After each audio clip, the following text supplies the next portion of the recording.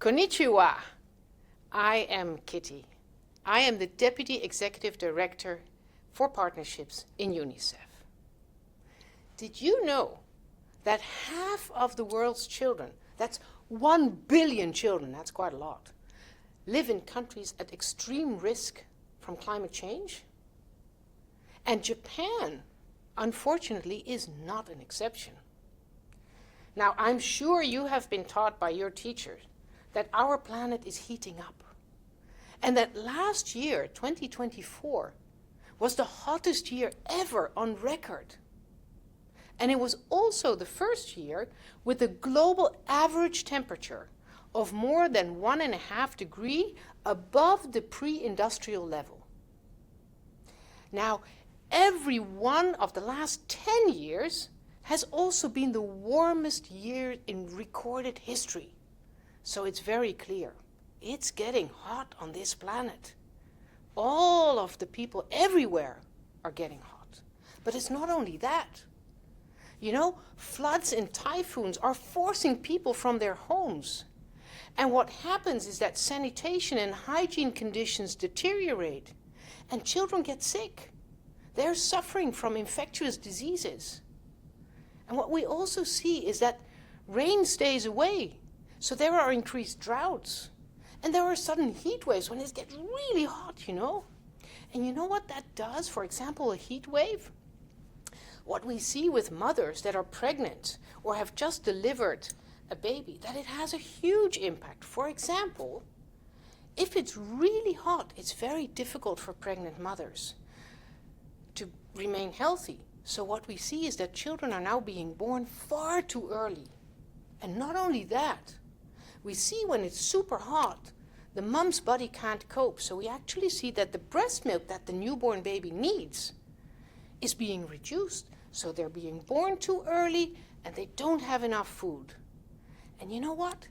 Do you have maybe a little brother or a sister, or maybe a little nephew or a niece that you held in your arms once? You know, when you have a little baby like that, a newborn baby, you'll notice two real big differences compared to your mommy and daddy. One is that a newborn baby cannot sweat. That's really strange, right? But when babies are hot, they can't sweat. Now, when you are hot, or I am hot as an adult, I do two things when I'm hot. I start to sweat, and I get smelly. Not good. But a baby, they can't sweat yet. They don't have the ability to do that. So the heat can't get out of the body, and very unfortunately, often they die. What you also see is very small babies, when you hold them, they breathe twice as fast as you and I do. Imagine if you have to breathe in polluted air. For example, from wildfires, or from too many cars on the road, or from manufacturing coming out of the pipes. If you breathe twice as fast, you also get twice as much pollution in your lungs, right? So children are exceptionally vulnerable for the effects of climate change. And it is our duty as UNICEF to protect children from these impacts. We must, and together with you, the next generation, create a sustainable world. A world in which every child everywhere can grow up healthy and can be empowered with the knowledge and the skills to take charge of your own future. What would you like the future to look like? What does your planet look like when you're my age? Now, what we do as UNICEF really is bringing the voices of children and of young people from around the world, so that the world leaders that take important decisions at the climate negotiations later this year can hear the voices of young people, of your future, and take decisions with your future in mind. Now, it's important that there are 3 big trends that will really reshape what childhood looks like by 2050, right? That is about 25 years from now. Now, the first thing is that there will be really big shifts in the population around the world. Many people are getting much less children, and a lot of people are getting much older. The second thing is that we see that there is a lot of changes in technologies, right? You've all heard of artificial intelligence. Now, that could do two things. It could improve childhood. For example, what we do now with artificial intelligence, we can translate ordinary textbooks, school textbooks, for children that can't see at a fraction of the cost with artificial intelligence. So even blind children can now participate in school. But artificial intelligence and the digital domain can also expose children to more risks, like cyberbullying and other things. And then the third big trend that will impact your future really is what I just talked about, the climate and the environmental crisis.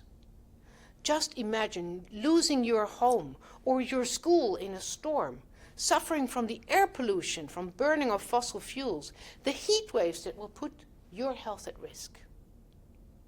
What is fantastic to know is that Japan is a country of innovators.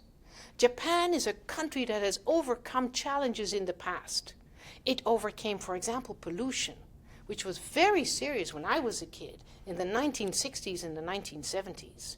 Japan was the first country in the world to connect the mobile phones to the internet. And it was also the first country in the world to start tackling the problems occurring in the digital world.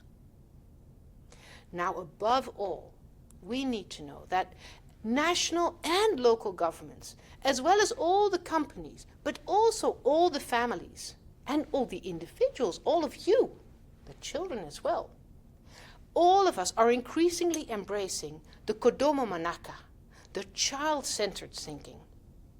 It is your voices, your actions, that are crucial to overcome the challenges. You shape the future. You have the future ahead of you.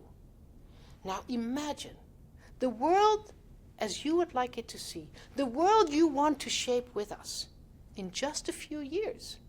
You will be the ones leading the way. So we look forward to all of your messages.